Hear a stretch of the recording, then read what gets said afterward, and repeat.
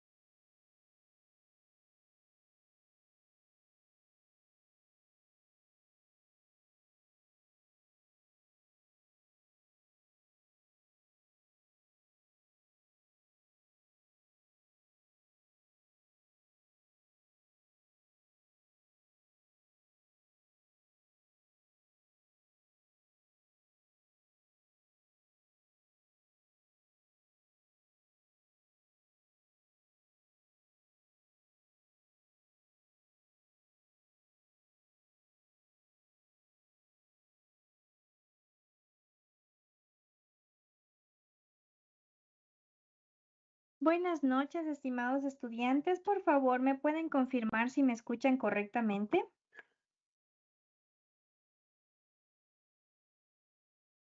Buenas noches, doctora. Sí, sí se le escucha. Muchas Buenas noches, gracias. Erika.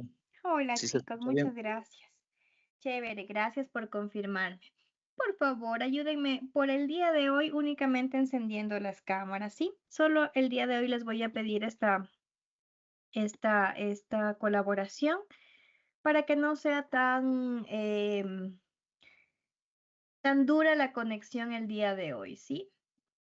Para empezar con pie derecho las clases de hoy. Para quienes me puedan ayudar, por favor, encendiendo las cámaras, les agradecería un montón. Bien, chicos, vamos a dar por inicio a este nuevo semestre. No sé si en algún momento pudimos compartir con ustedes en alguna otra materia. Sin embargo, para quienes no me conocen, mi nombre es Alexandra Jaramillo. Soy docente de la Universidad Indoamérica cerca de 5 años. Mi especialidad es Derecho Procesal en lo relacionado al derecho en materias no penales. Es decir, todo lo que tenga que ver con materias no penales, pues se puede decir que es el punto fuerte. Dejando de lado una materia pues que es bastante dura, que yo no la manejo, que es derecho administrativo. Ahí sí les dejo a quienes son maestros en aquella arte porque es una materia que no entro mucho ni combina conmigo. También soy mediadora avalada por el Consejo de la Judicatura. Soy especialista en cumplimiento y anticorrupción en compliance por la Universidad UMED del Ecuador y actualmente me encuentro siguiendo una maestría en Derecho Procesal Civil y un doctorado en la Universidad Andrés Bello de Venezuela. Entonces, todo lo que ustedes puedan preguntarme y lo que esté dentro de mis conocimientos, con gusto podré servirles porque para eso estamos. El semestre que iniciamos ahora, el séptimo nivel que ustedes están en este momento, pues vamos a acompañarnos en la materia de procedimientos en el COGEP. Para quienes están el día de hoy conectados, pues son varios paralelos, ya que el día jueves tenemos este feriado que no estuvo previsto, sin embargo, pues vamos a hacer el día de hoy la clase para que no la pierdan los compañeros ni se tengan que atrasar por temas que no competen a ninguna de las posiciones, ni a ustedes ni a mí, ¿sí? Entonces, ¿cómo vamos a trabajar en la cotidianidad de esta materia? Las clases empiezan a las 6:10 para que ustedes tengan este tiempo de llegar a casa, poder conectarse, si es posible, cenen algo muy ligero o puedan hacerse una tacita de café que los acompañe, ¿sí? Luego de la primera hora, vamos a hacer en lo posible una pausa para que ustedes puedan tener un descanso breve y vamos a continuar hasta finalizar la jornada. Temas como feriados, qué sé yo, algunos días que a lo mejor no tengamos clase, no tengamos conexión, yo siempre voy a estar en contacto con sus presidentes para tratar de acoplarlos con algún paralelo o en algún horario en los que puedan la mayoría de ustedes participar. Y obviamente las clases en todo contexto quedarán grabadas, ¿sí? Con respecto al aula virtual, aún no está cargada la información. Sin embargo, ya desde hoy les comento que tenemos 2 actividades, 2 tareas, 4 foros y 2 evaluaciones. ¿Ya? Eso es todo lo que van a hacer. 2 tareas, 4 foros y 2 evaluaciones. Evaluación a las 2 primeras semanas y evaluación a la semana número 4. ¿Sí? Entonces vamos a vernos 2 días a la semana, por lo general, y con un paralelo, un día de 4 horas. ¿Ya? De esta manera vamos a llevar la clase. El día de hoy, y bueno, y los primeros días, vamos a empezar con una breve introducción a lo que es el COGEP, por lo que ustedes a lo mejor van a refrescar algunos conocimientos que ya tienen con respecto de alguna materia relacionada, como por ejemplo actos y procedimientos previos, ¿sí? Todo lo que tengan anotado, lo que hayan visto en esta materia, les va a servir para procedimientos en el COGEP, porque es la antesala, se puede decir, de esta materia. Sin embargo, vamos a hacer un recorderis que aborde temática que nos va a servir para más adelante. Preguntas, chicos, ¿Alguna consulta, duda, inquietudes?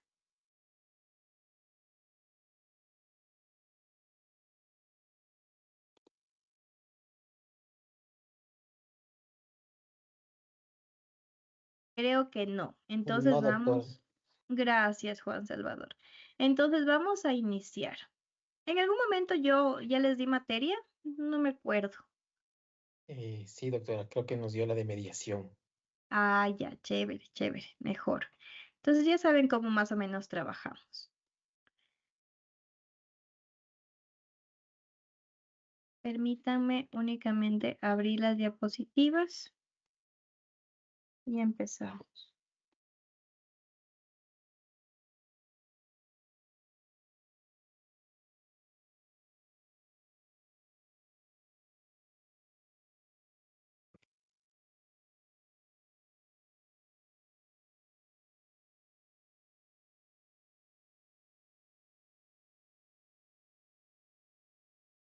¿Y han tenido otra materia o es la primera clase que tienen?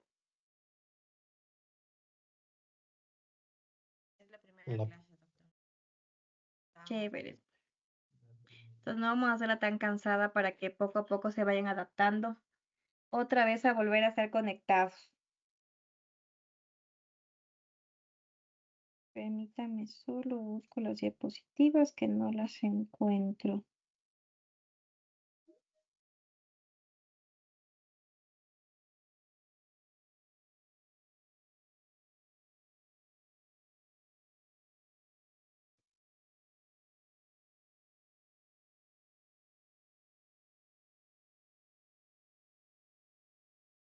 Aquí está.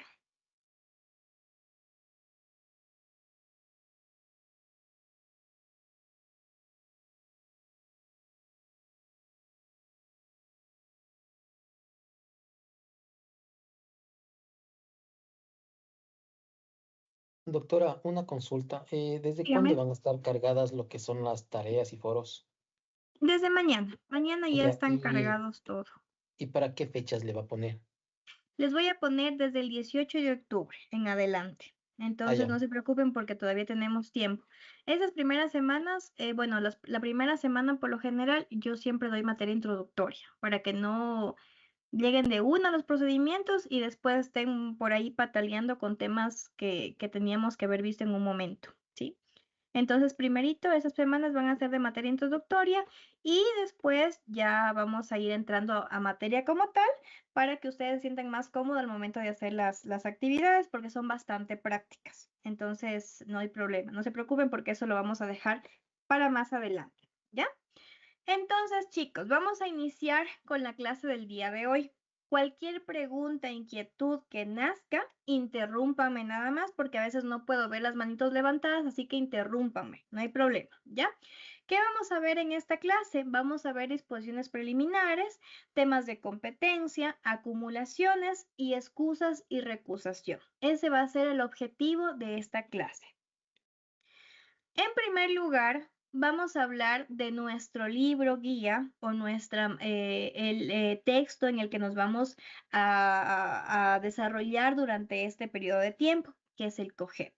Entonces, ustedes saben que esta norma nace ¿para qué? Para, de alguna manera, sustituir a un cuerpo muy antiguo que teníamos, que era el Código de Procedimiento Civil. El Código de Procedimiento Civil era un código antiguo que estaba recabado de información muy dispersa y que además tenía contextos únicamente de sistemas escritos. Con la llegada del COGEP, lo que sucede es que se da un cambio radical a la sustanciación de temas o de litigios en materias no penales. Y dice, bueno, a ver, ya tenemos el derecho penal que lo llevamos de manera oral. Tenemos la mediación que también la llevamos de manera oral. Tenemos el arbitraje que también se hace de manera oral. ¿Qué pasa con las materias no penales? ¿Por qué no lo hacemos de igual manera oral? Entonces damos un cambio de 360 y ahora los sistemas de oralidad ocupan todas las materias, ¿sí? Todas las materias dentro del sistema ecuatoriano. Entre ellas, entre estos cambios que se dan, nace esta nueva norma que tiene como nombre Código Orgánico General de Proceso o como su abreviatura, como lo conocemos, COGEP. Como es una norma tan nueva, esta fue publicada el 22 de mayo del 2015, pero nos dieron un año para que nosotros podamos socializarla, podamos aprenderla, entenderla y ahora sí poder litigar con una nueva norma que cambiaba totalmente la forma en que se sustanciaban los procesos.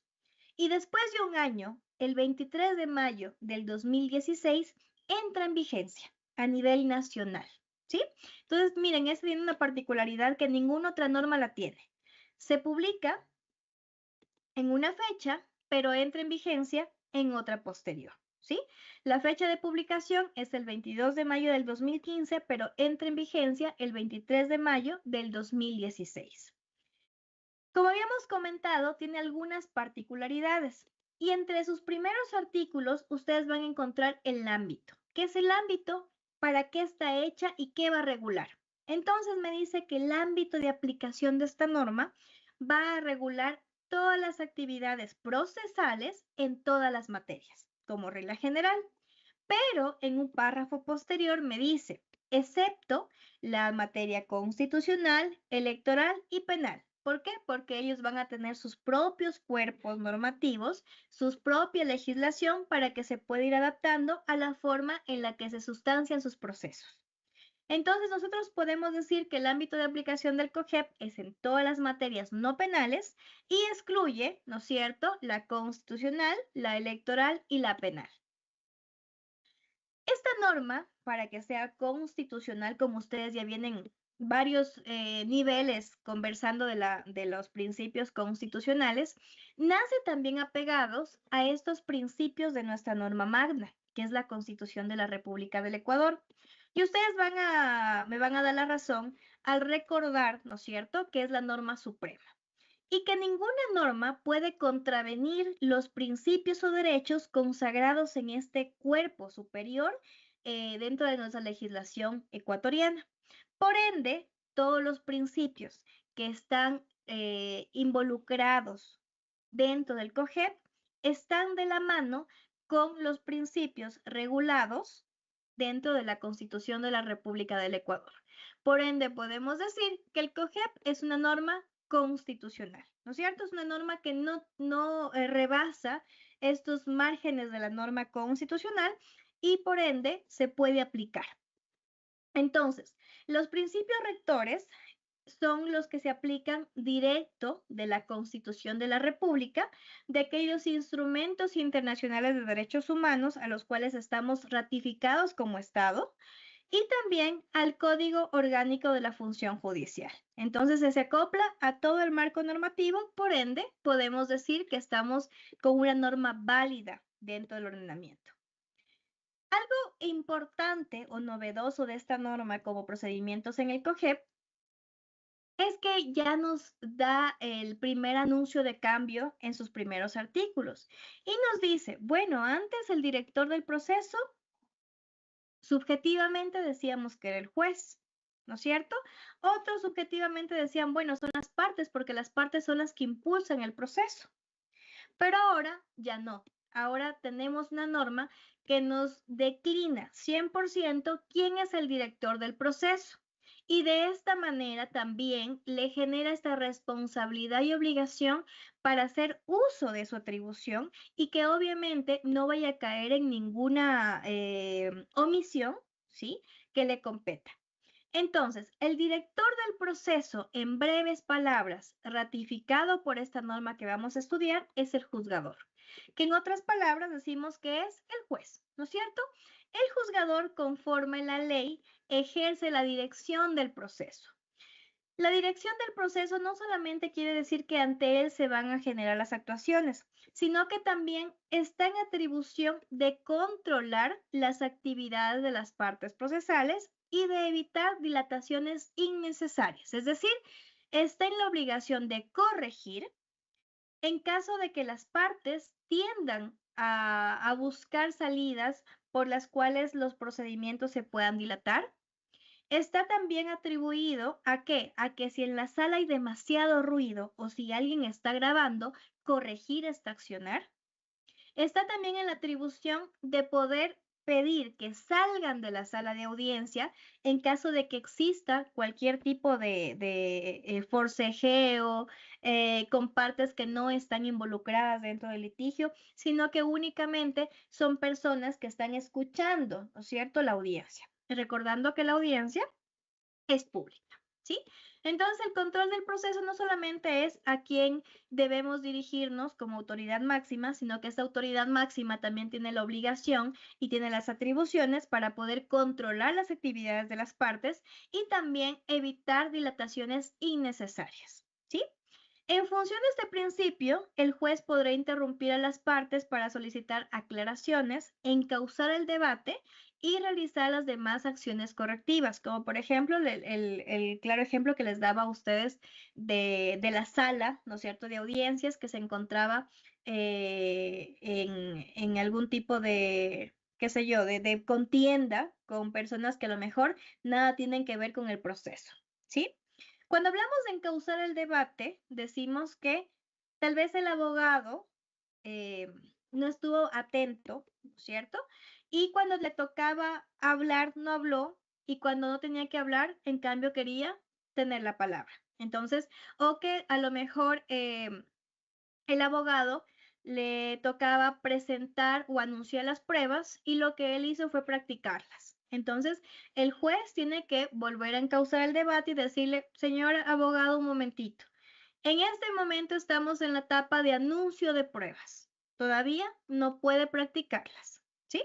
Entonces, a eso llamamos encauzar el debate. ¿Preguntas hasta aquí, chicos?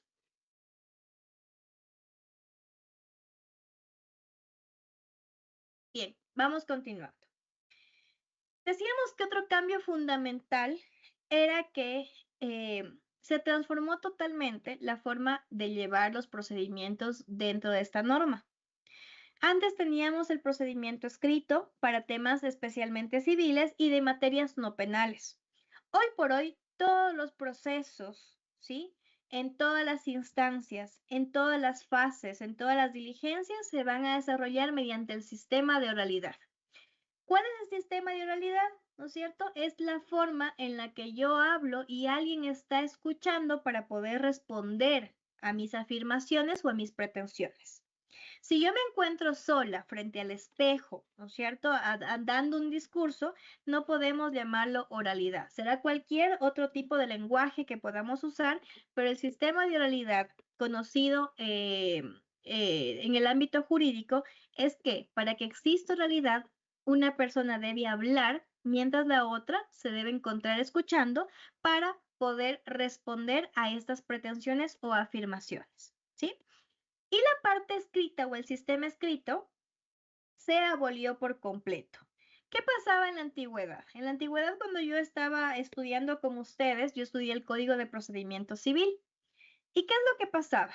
Los abogados antiguos ya tenían listo lo que iban a decir en la audiencia. ¿Por qué? Porque ellos llevaban únicamente la demanda y los escritos a leerlos frente al juez. Entonces decía, parte actora, hable, señor juez, y empezaban a leer. Señor juez, en fecha tanto, tanto, tanto, hemos acudido ante usted mediante la demanda número tanto, tanto, y así empezaban a leer. Entonces, esto no era una oralidad adecuada, porque estaban con una ayuda a memoria o directamente con un papel en el que ya ellos se encontraban con todo lo que iban a decir en la audiencia. Hoy por hoy no es así. Hoy por hoy la litigación y el arma para poder ser un buen abogado, más allá de conocer la teoría y de conocer la norma, es ser un buen orador y ser un buen estratega. Por ende, creo y considero como un aspecto personal propio que el sistema de oralidad ha obligado a los abogados a poderse preparar mucho más y hacer estrategas. ¿Por qué? Porque tengo que enseguida, al momento de que la otra parte alega algún hecho o algún acto, ¿no es cierto?, en especial que me esté perjudicando, poder replicar en ese momento. ¿sí? No tengo momento para estar buscando en mis cuadernos, no tengo acción para estar en ese momento googleando, sino que el debate se lo da de manera instantánea. Por ende, el abogado bueno al día de hoy es aquel que, además de saber la norma, puede generar una verdadera estrategia y está capacitado para un litigio oral. Sin embargo, existen actos de proposición que no pueden ser realizados mediante el sistema de oralidad. Y de manera obligatoria a estos 4 actos, solo son 4 actos, se los ha dejado, por así decirlo, radicados para que se presenten de manera escrita. ¿Cuáles ustedes creen que son? Son 4 actos de proposición. ¿Cuáles consideran ustedes que son? Obligatoriamente deben presentarse por escrito.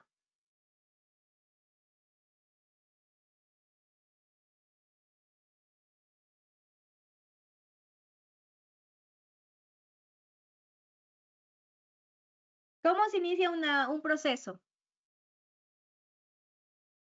¿Cómo se inicia un litigio? ¿Qué presentamos para iniciar el litigio? La denuncia. La El demanda. escrito inicial. La demanda.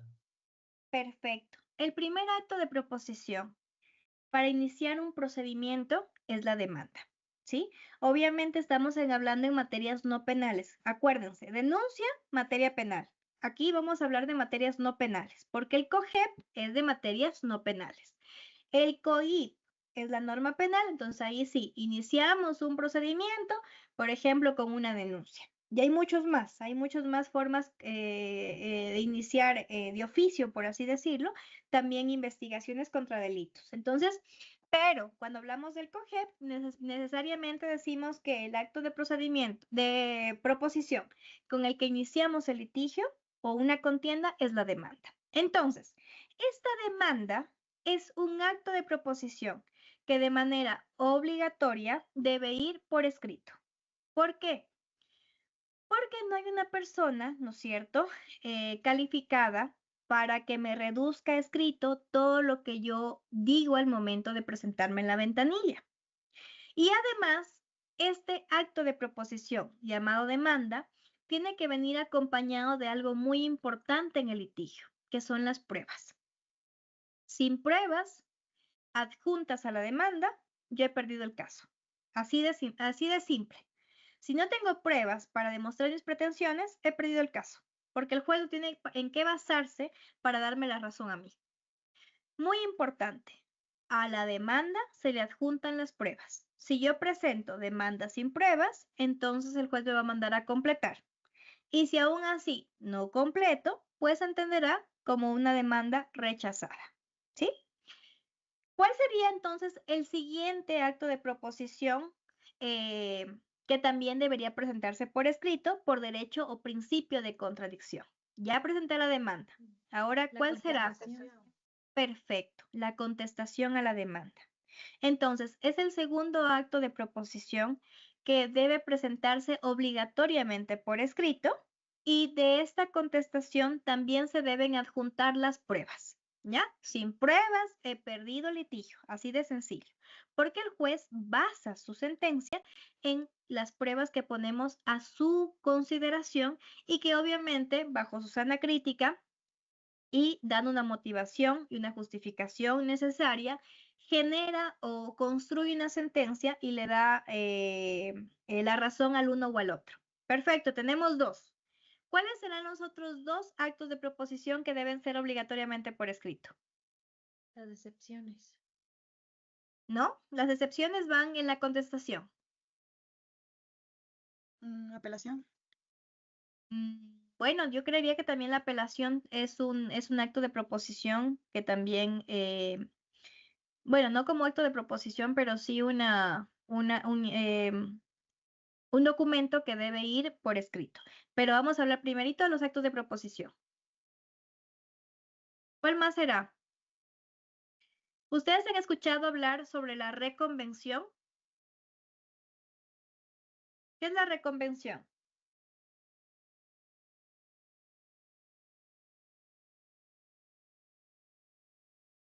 ¿Qué será la reconvención? En palabras simples. La reconvención en palabras criollas, para no darnos mucho las vueltas, se traduce en una contrademanda, ¿ya? Por ejemplo, yo lo demando a Juan Salvador porque él me está debiendo $5,000, ¿sí? Pero Juan dice, a ver un momentito, si tú me vas a demandar por esta letra de 5,000, yo también tengo una letra tuya de $6,000. Entonces me contrademanda en el mismo procedimiento, ¿ya? Realiza una reconvención a la demanda. De esta manera hace una contrademanda para que yo también le pague sus $6,000. Entonces dice, bueno, si tú quieres que yo te pague los 5,000, págame a mí también los 6,000, ¿ya? Y de esta manera hacemos una contrademanda. De esta contrademanda, de esta reconvención, también nace, ¿no es cierto? Por principio de contradicción, una forma de contestar que se llama la contestación a la reconvención, ¿sí? Entonces son 4 actos de proposición que necesariamente deben darse de manera escrita. Son obligatorios y los únicos actos de proposición que son de manera escrita. La compañera María Fernanda nos decía la apelación. Perfecto, es otro instrumento jurídico, ¿no es cierto?, que también puede darse de manera escrita, así como también la presentación de recursos de casación, ¿sí? Pero estos instrumentos jurídicos no son actos de proposición, sino son recursos, ¿no es cierto?, de alzada, en los que eventualmente se ventila cualquier malestar o inquietud que haya tenido en la primera instancia o en instancias superiores para hacer efectivo su derecho a recurrir, ¿ya? ¿Qué más podemos decir? Llega el Código de Procedimiento, perdón, Código Orgánico General de Procesos, y llega también con cosas modernas, con temas modernos, como por ejemplo nos dice que las audiencias también podrán realizarse de manera como videoconferencia u otros medios telemáticos, como por ejemplo en herramientas como Teams, en el que me permita una transmisión de video, una transmisión de audio y que además me permita grabar todo lo que se haga mediante esta audiencia. Entonces, ya no solamente vamos a tener audiencias presenciales, sino que también tenemos audiencias por medios telemáticos o la audiencia telemática que muchos lo hablan. Y de igual forma, yo puedo, como parte procesal, presentarme de manera física, como también hacer la comparecencia de manera telemática. Pero aquí el juzgador es el que tiene la potestad. Permítanme un ratito, voy a poner el cargador.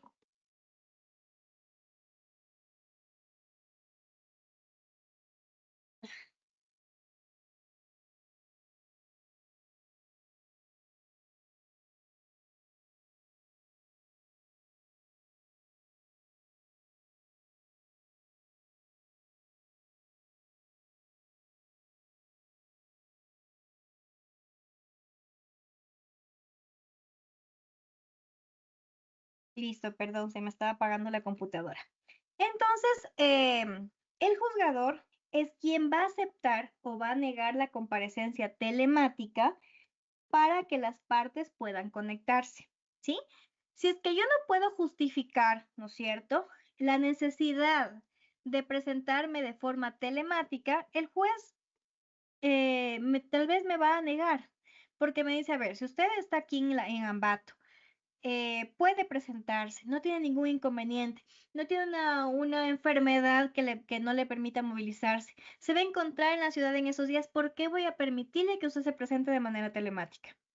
Pero si yo en ese momento de la audiencia me voy a encontrar, por ejemplo, en Colombia, ¿no es cierto? Ahí el juez me va a decir, bueno, ha justificado la necesidad de presentarse de manera telemática, entonces vamos a brindarle la posibilidad de hacerlo, ¿sí? Entonces, si quiero presentarme de manera telemática, tengo que justificar la necesidad, ¿ya? En el ejemplo que les ponía de Colombia, ¿cuál será el justificativo necesario para probarle al juez que voy a estar fuera del país?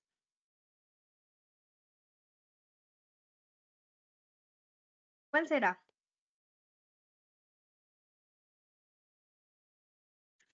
Disculpe, ¿puede repetir la pregunta? Claro, con gusto.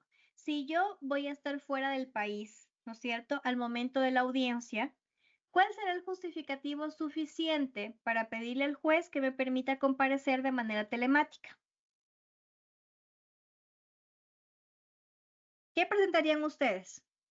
Los ¿Algún pasajes de certificado avión y la médico? salida del país. Los tickets, la salida del país. Los tickets aéreos, ¿no es cierto? Profe, el pasaporte de pronto sellado. Es que yo recién me voy a ir, verán que yo recién me voy a ir. O sea, perdón, yo ya me notificaron con la audiencia y yo digo, chuta, a ver, el 20 de octubre voy a estar en Colombia. No puedo, ¿qué hago? Ya compró el boleto entonces. Perfecto. Entonces, lo que tengo que hacer es presentar un escrito informando la necesidad de presentarme de manera telemática, adjuntando los tickets aéreos, ¿no es cierto? Si voy a tener qué sé yo, algún tema personal fuera del país, es la mejor forma de justificarlos, con los tickets aéreos. ¿Por qué no presentamos un certificado de enfermedad? Porque no voy a decirle, señor juez, voy a estar enfermo el 20, ¿no es cierto? Voy a estar enfermo el 20 de octubre, no puedo. Pero el certificado de médico a lo mejor me puede ayudar para que se justifique el hecho de no haber acudido ni de manera telemática ni de manera física o presencial. ¿Ya? Doctorita, disculpe ahí la pregunta. Dígame. No sé de pronto específicamente en qué artículo del COGEP nos puede indicar este caso que nos facilita podernos presentar telemáticamente. Ya, permítanme, traigo mi libro del COGEP, permítanme para Gracias. no perdernos. A ver, lo tengo por aquí.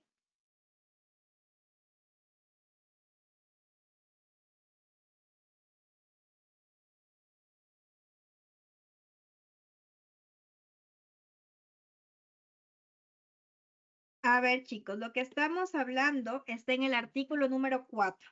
Hemos visto el 1 del ámbito, el 2 de principios rectores, el 3 de dirección del proceso. Estamos ahorita en el artículo número 4 del proceso oral por audiencias, ¿ya? Entonces, hasta ahí vamos, en el artículo número 4 del COGEP.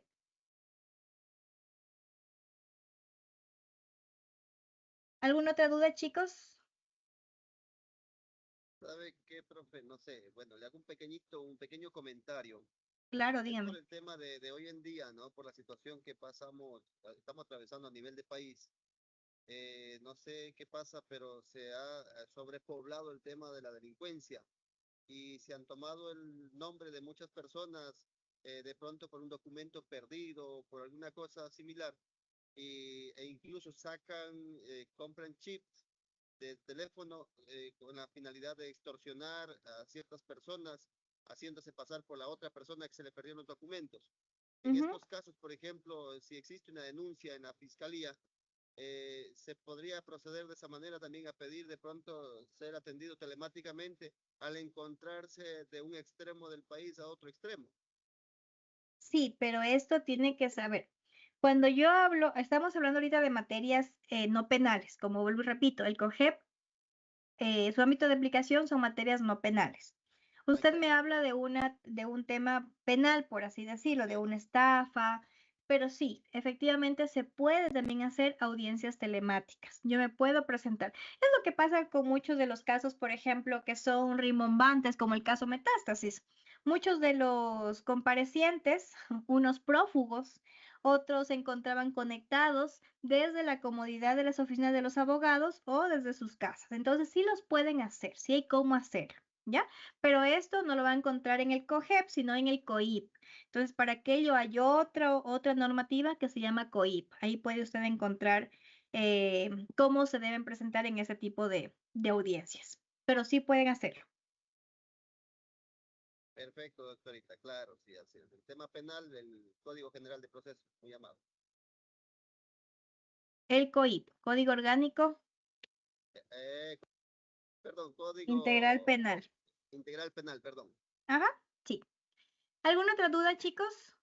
Antes de pasar.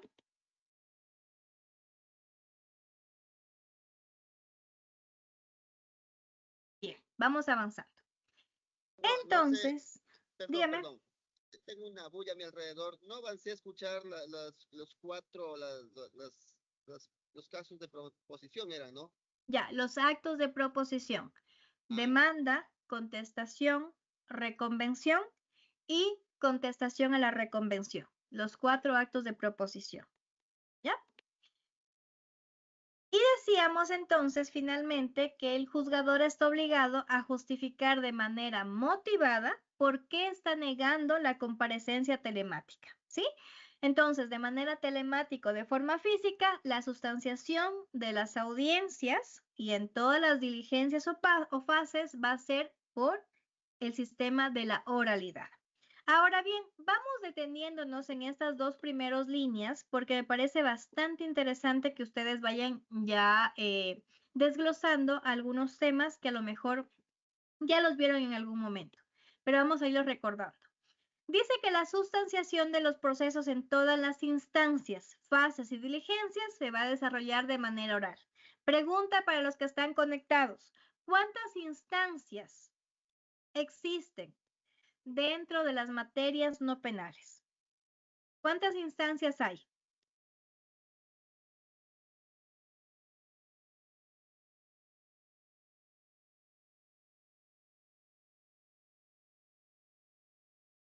Si saben, me alzan la mano y les doy un punto a la primera lección.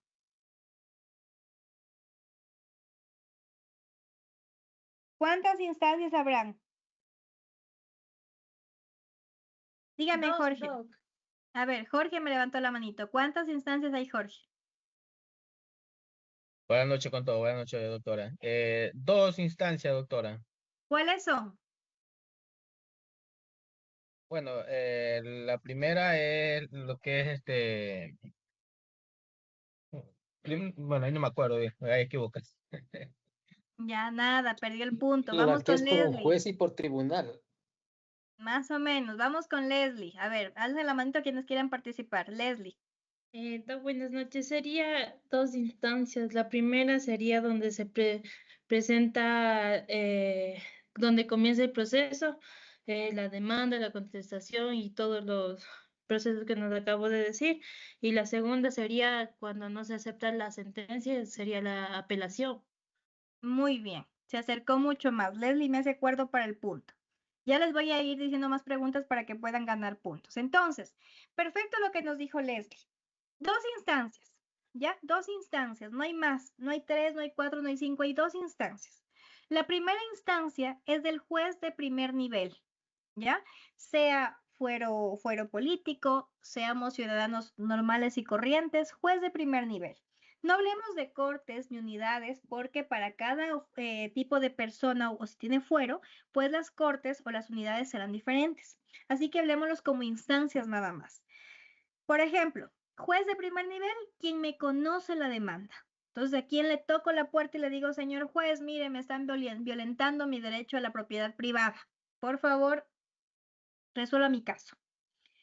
Como bien dijo Leslie, no estoy de acuerdo con la sentencia, tengo derecho a recurrir. ¿Y qué pasa? Apelo. Apelo y voy al juez superior. Entonces, ese se llama juez de alzada, ¿sí? Juez superior. Un juez superior al de primera instancia. Entonces, el juez de apelación es el juez de segunda instancia. ¿Qué pasa con la casación? ¿Será una instancia adicional? ¿Qué opinan ustedes? ¿Es solamente Es un para recurso. temas penales la casación, doctora? También hay civiles, recurso. pero ¿cuál es la forma en que deben presentarse? ¿O qué es la casación? El último recurso para la revisión. Ya, muy bien, es un recurso, sí es un recurso. ¿Quién más? Es algo que procede en casos excepcionales, doc. Muy bien, Ivette. Como Son lo que casos determinamos excepcionales. como un tercera instancia, que bueno, no existe la tercera, pero más o menos vendría a ser como el proceso después de ya agotar los 2 procesos. ¿Ya? Por ahí vamos. ¿Alguien que quiera aumentar mucho más la idea? También cuando no estamos de acuerdo con la sentencia de la segunda instancia, pasaría a la Corte Nacional. Ya casación la resuelve muchas de las veces la Corte Nacional. Clever, Doctorita, buenas noches. La casación es un recurso extraordinario que no busca revisar los hechos, sino corregir los errores que haya llevado en el proceso, doctorita. Muy bien, Clever, ¿no es cierto? Muy bien. Entonces, hay que tener en consideración, no es una instancia, sino que es un recurso muy formalísimo, es muy técnico. Por eso es que muchas casaciones no pasan de la puerta de entrada. ¿Sí? No pasan de ahí porque le dice, vea, le falta esto, vaya. Esto no es casación, vaya. Entonces, no para todos no es considerada una instancia porque la casación no está sujeta a todos los procesos, como sí lo está la apelación, por ejemplo. Entonces, si yo estoy en desacuerdo de la sentencia de primera instancia, sea cual sea el proceso, puedo apelar con efecto suspensivo, con efecto diferido, con lo que sea, pero puedo apelar. Pero no para todos los procedimientos está hecha la casación, sino como bien dijo Clever, para reducir o rectificar aquellos que de manera subjetiva, porque yo lo pienso así, ¿no es cierto? Como abogado defensor, los hierros que ha hecho el juez o que ha tenido el juez. ¿Qué son los hierros? Los errores del juez. Para materias civiles, me parece que hay 4 causales para poder presentar los temas de casación y para materia penal me parece que se suma una, se aumenta unita más y son 5.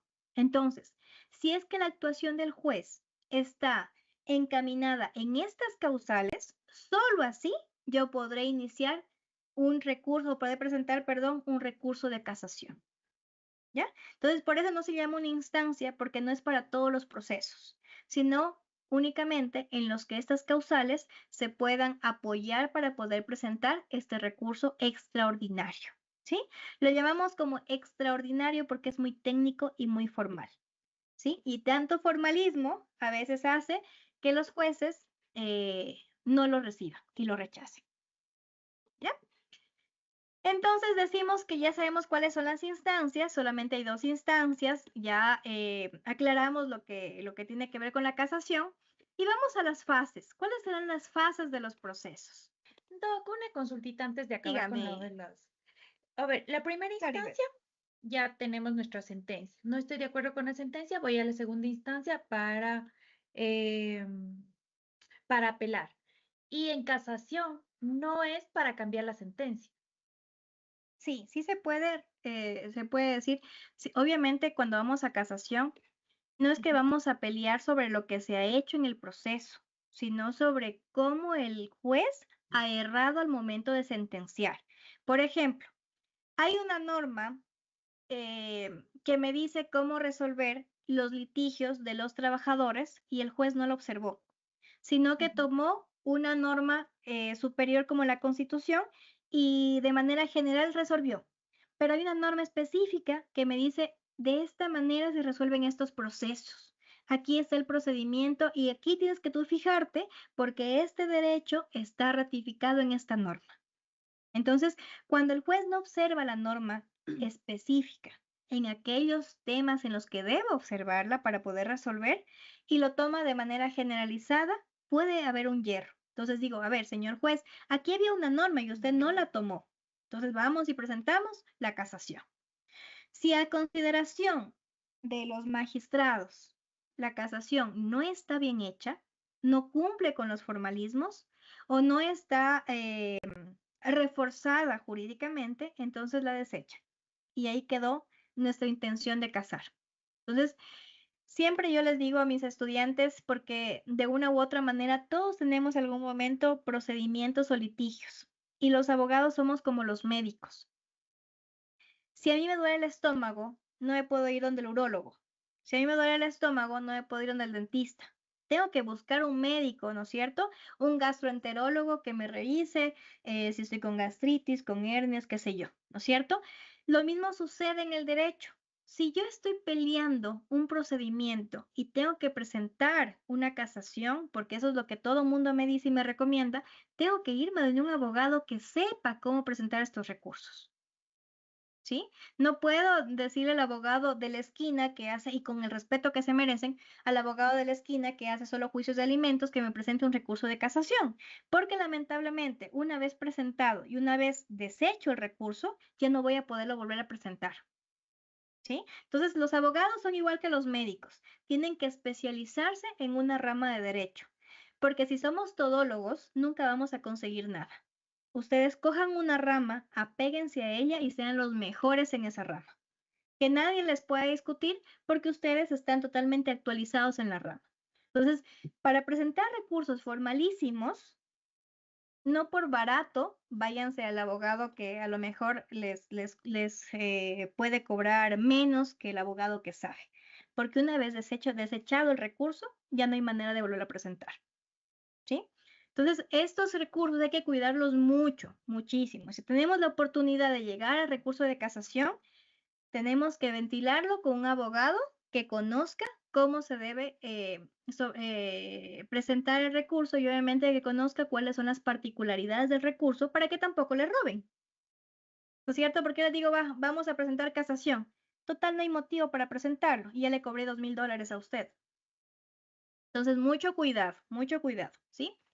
Bien, vamos con las fases. ¿Cuántas fases habrán? Las fases sí son incontables. No hay manera de, por así decirlo, buscar un número de fases. Pero vamos revisando dentro de los procedimientos, como por ejemplo, empezamos con la fase de la audiencia preliminar.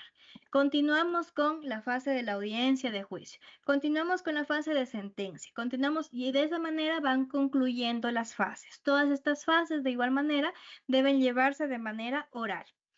Y también hablamos de las diligencias. En las diligencias deben estar presentes el señor juez en todas ellas y las partes interesadas para que se puedan realizar estas diligencias. De igual forma, por el principio de inmediatez, el principio de contradicción y el principio dispositivo, estas tres personas, bueno, este grupo de personas, porque pueden haber más demandados o más actores, tienen que estar presentes al momento de realizar la diligencia. Y esta diligencia entonces también será de forma oral. Que después los resultados se puedan reducir a informes periciales por escritos, pues ya es un tema obviamente que se debe realizar, pero la diligencia se la hace de manera oral, ¿sí? Continuamos. Entonces, decíamos que los principios basados o en los que se basa nuestro actuar dentro del COGEP son principios que también están relacionados a la norma magna o suprema, que es la Constitución de la República del Ecuador. Y ustedes van a empezar a encontrar los principios desde el artículo número 6 del COGEP, ¿sí? Pero antes de aquello, vamos a hablar del impulso procesal. ¿Quién está a cargo de impulsar el proceso? ¿Quién será? Ya decíamos que el director del proceso es el juez, pero ¿quién impulsa el proceso? Las partes. Perfecto, las partes. Entonces, el juez es el director del proceso como tal, pero las partes son las que le dan el impulso procesal según ese sistema dispositivo o principio dispositivo, que hace que cada una de las partes impulse, ¿no es cierto?, para poder llegar finalmente a una sentencia. Si las partes no dan impulso, ¿en qué podríamos caer?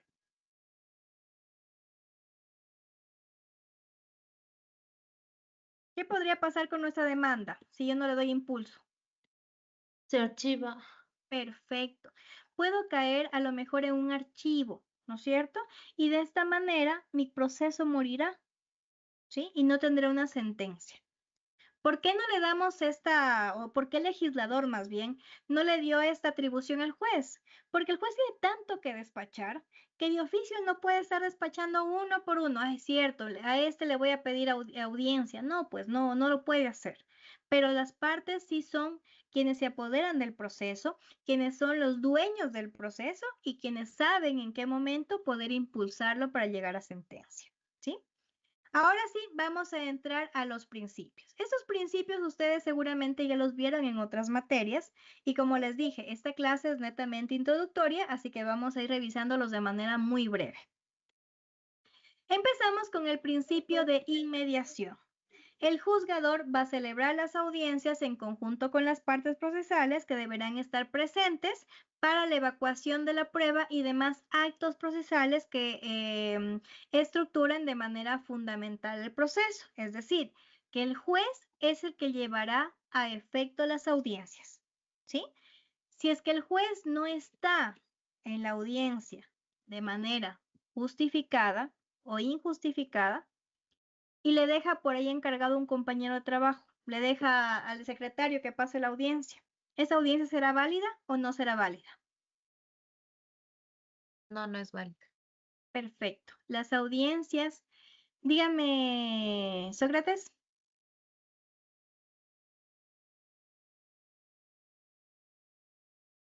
Sócrates tiene la mano levantada, pero el Ya, audífono cerrado. Ya. ahí está. No, le decía, por lo que usted decía, si la audiencia será válida, yo le alcé la manito para decirle que no era válida por alguna experiencia que tuve alguna vez. Muy bien, ¿no es cierto? Miren que el Gracias. derecho también se puede ir conociendo porque el derecho es algo tan cultural que de alguna manera u otra hemos caído en algún proceso judicial, ¿sí? Aunque sea de testigos, hemos caído por ahí en las audiencias.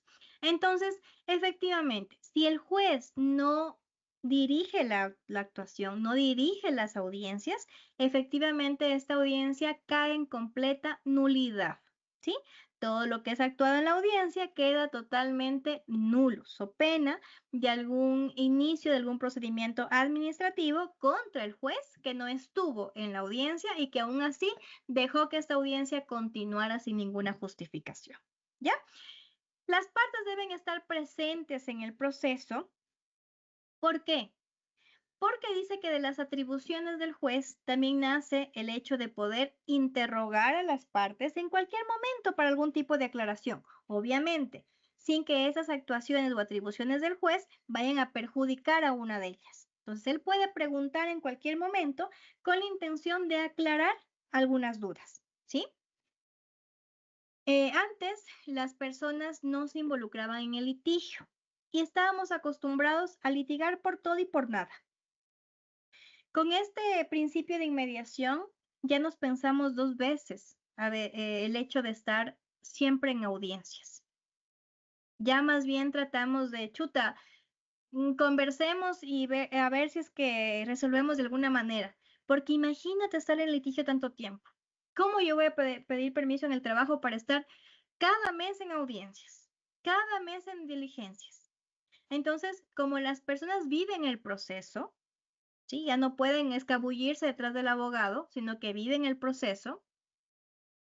Se ha transformado esta cultura y muchos de los casos, cuando son temas no tan trascendentales, por así decirlo, se han resuelto por medios alternativos de solución de conflictos, como por ejemplo la mediación, el arbitraje o cualquier tipo de conciliación en materias transigibles, ¿sí? Entonces, de esta manera decimos que mediante este principio de inmediación hace que el juez y las partes estén presentes en todo momento para la evacuación de pruebas y demás actos procesales que lleven a formar todo el procedimiento como tal. Tenemos el principio de intimidad y dice, los juzgadores van a garantizar que los datos personales de las partes se designen únicamente a la sustanciación del proceso y se registren o divulguen con el consentimiento libre, previo y expreso de su titular, salvo que el ordenamiento jurídico les imponga la obligación de incorporar dicha información con el objeto de cumplir una norma constitucionalmente legítima.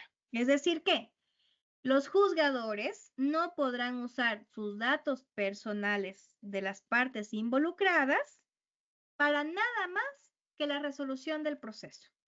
Si yo fuera juez y el día de mañana les traigo a ustedes un procedimiento para poder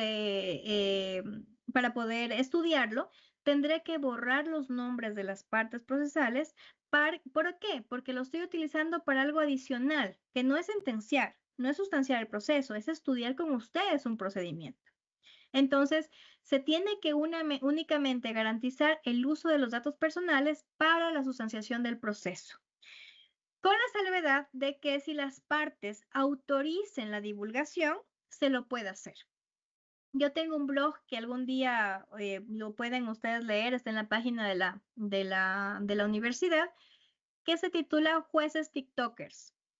¿Ya? Hoy por hoy ustedes entran a TikTok y ven muchas audiencias transmitidas en TikTok.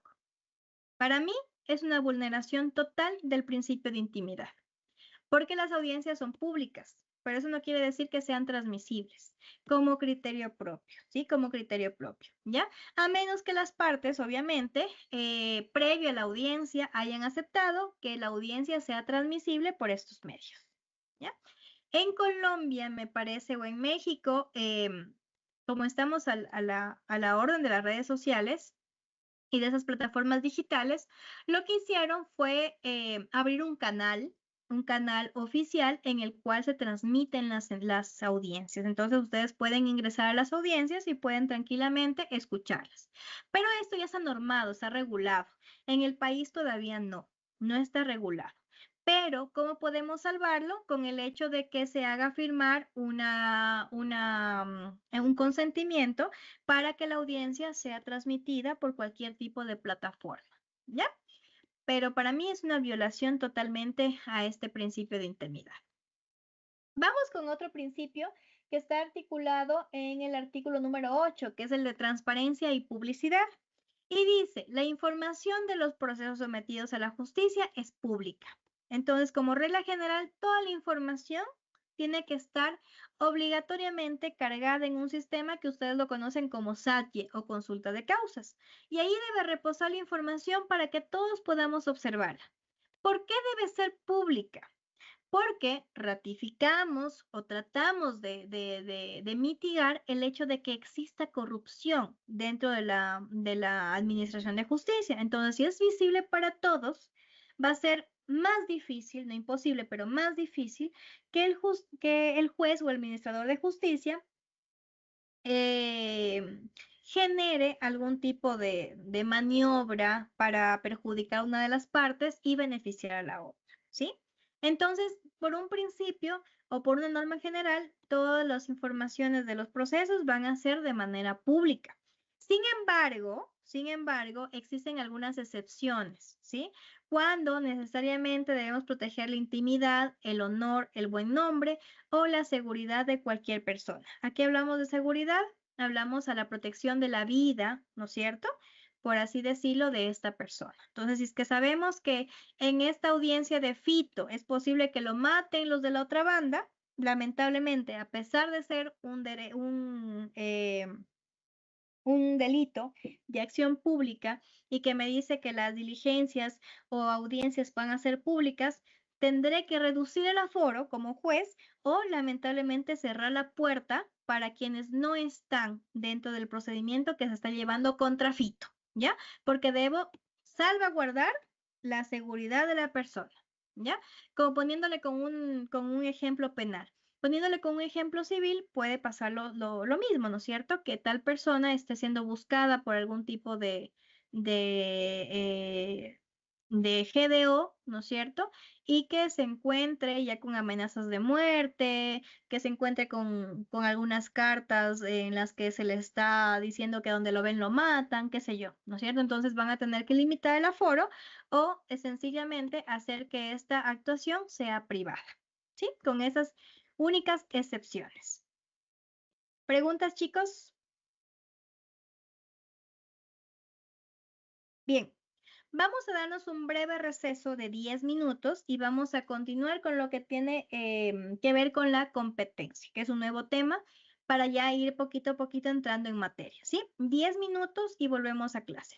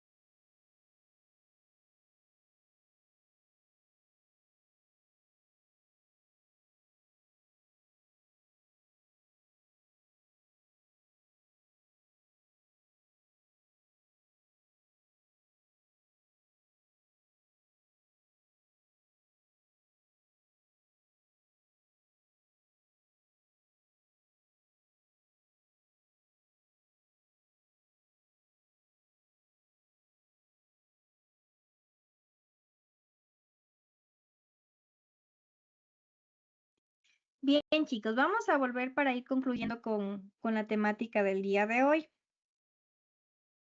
Entonces, voy a compartir con ustedes. Aquí está. Bien, y con este tema concluimos, ¿sí? Concluimos para que puedan descansar por ser la primera jornada. Cuando hablamos de competencia, hablamos de la forma el lugar en el que radica la atribución del juez para poder tomar una decisión y sentenciar, ¿sí?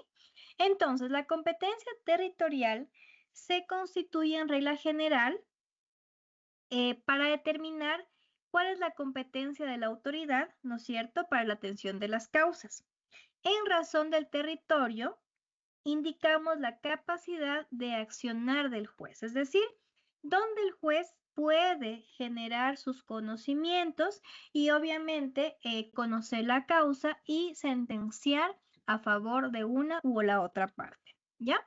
Como regla general, vamos a ver que el COGEP dice que por razón o regla general será competente en razón de territorio y conforme la especialidad respectiva, el juzgador del lugar donde tenga su domicilio la persona demandada. Es decir que si yo soy el actor, ¿no es cierto? Si yo voy a demandar, debo demandar en el lugar donde vive el demandado, ¿sí?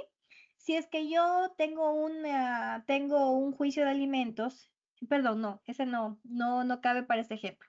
Si es que yo construí una casa, ¿no es cierto? Y esa casa quedó cuarteada, no estuvo construida con buenos cimientos, ¿no es cierto? Al corto tiempo se me dañó la construcción, voy a tener que demandar por los daños causados por la mala construcción, por la negligencia del arquitecto, en el lugar donde el arquitecto viva, ¿sí? Así yo vivo en Loja y el arquitecto vive en Manta. Entonces en Manta tendré que demandar como regla general. Pero, de igual forma, nuestro COGEP nos da algunas reglas que rompen este esquema de la generalidad. Vamos a ver una particularidad. Existen personas que tienen 2 o más domicilios. Por ejemplo, un domicilio electoral en el que yo voto, un domicilio en el que yo trabajo y otro puedo ser en el que yo vivo, ¿no es cierto? Puedo votar en Puerto Viejo, puede ser que yo viva en Puerto Viejo y puede ser que yo trabaje en Manta. Entonces tengo varios domicilios. Cuando las personas tengan varios domicilios en 2 o más lugares distintos, podrá ser demandado en cualquiera de ellos, ¿sí? Si se trata de cosas que dicen tener relación especial con uno de los domicilios de manera exclusiva, entonces solo el juzgador de este domicilio será competente para conocer las causas. En el ejemplo que yo les ponía, por ejemplo, si es que ese arquitecto tuviera más domicilios, se supone que la casa en construcción fue en Ambato. Entonces, si ese arquitecto también tiene domicilio en Ambato y voy a litigar, ¿no es cierto?, por el incumplimiento de una buena obra, entonces tendré que demandar en Ambato o puedo demandar en Ambato, ¿sí? Entonces hay que tener mucho cuidado con esta competencia para que no estemos a lo mejor perdiendo el tiempo interponiendo causas en lugares que no son y después nos rechacen por la incompetencia del juzgador, ¿ya? Y también existen litigios o problemas con relación a las personas jurídicas, es decir, empresas, fundaciones, instituciones con las que también podemos tener cualquier tipo de altercado y también podemos demandarlas. Entonces, ¿cuándo vamos a demandar a una persona jurídica con la que hemos celebrado un contrato o convención? Podremos demandarla en cualquier establecimiento, agencia o sucursal que tengan de manera activa. Entonces, el juez de cualquiera de estos lugares podrá ser competente para conocer la causa, ¿sí? Por ejemplo, si yo voy a demandar a Artefacta, Artefacta tiene sin número de oficinas a nivel nacional. Entonces, si yo voy a mandar a Artefacta por un producto en mal estado, por un contrato que no cumplió, ¿no es cierto? Lo puedo hacer en cualquier lugar o ciudad del país en los que ellos tengan agencia. Y el juzgador está en la atribución total de conocer la causa por haberse radicado la competencia de acuerdo a lo que señala el COGEP. ¿Sí? ¿Preguntas, chicos?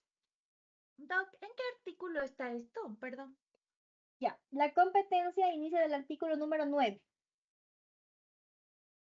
Ya. Y en el caso que iba a decir de las demandas de alimentos, esa sí es en el lugar donde vive el niño. Sí, el tema de demandas de alimentos, ustedes van a encontrarlo en el artículo número 11 como competencia, perdón, en el artículo número 10 como competencia concurrente, que lo vamos a ver el día de mañana. ¿Ya? ¿Hasta aquí alguna duda?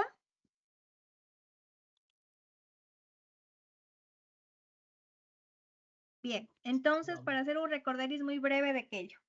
La competencia, por regla general, se entiende que el juez competente es el del domicilio del demandado. Es decir, que yo por regla general tengo que demandar donde vive el demandado. Cuando el demandado tiene 2 o más domicilios, puedo demandar en cualquiera de ellos. Sin embargo, si es que la cuestión del litigio radica especialmente o exclusivamente en uno de estos domicilios, le radicamos la competencia al juzgador de este domicilio. Y cuando vamos a demandar a personas jurídicas, podemos demandarlos en cualquier lugar donde tengan oficinas, sucursales, ¿no es cierto?, de manera activa. Y estos jueces quedan totalmente atribuidos para conocer la causa. ¿Sí? Hasta aquí, chicos, entonces llegamos por el día de hoy. Para que no se les haga muy cansado, mañana nos vemos de igual manera 6 y 10 para que puedan conectarse, por favor, y podamos continuar con la materia. Cristina, 6 en punto, mañana tienen ustedes clase.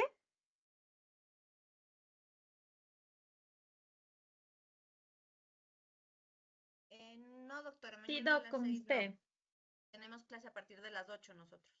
Ya, perfecto. Entonces también, por favor, el grupo que no puedo darles el jueves por el feriado, conéctense igual mañana 6 y 10, ¿ya? Y el resto igual, 6 y 10 mañana por el mismo link, no pierdan el link. Me gustaría una retroalimentación. ¿Quisieran darme alguna sugerencia? ¿Les pareció bien? ¿Está entendible? ¿Algo que les gustaría que se cambie? Por favor, soy oídos para ustedes.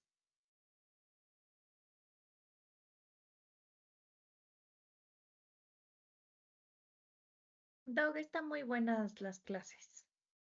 Ya, sí me están entendiendo, ¿verdad? No voy muy rápido. No, Doc, está súper bien ahí. Ya. Muchas gracias, chicos. Adicional a Eso esto, profe, me... yo creo que incluso como estamos en una retroalimentación, entonces, pues hay partecitas que igual tengo que revisar la grabación, ¿no? Pero luego, pues ya cuando entremos en sí en materia, avanzaremos, yo creo que revisando paso a paso. Esto es una retroalimentación, se les decía, ¿no?